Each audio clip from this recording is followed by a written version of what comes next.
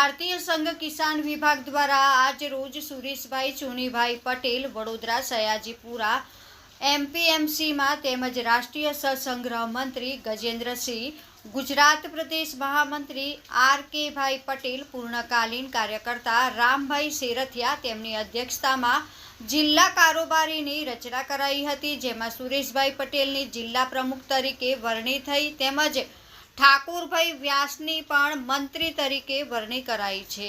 સર્વસંમતિથી જિલ્લા કારોબારીની રચના કરાઈ હતી. Bureau report Hetal Pandya, Dabhoi, Vadodara.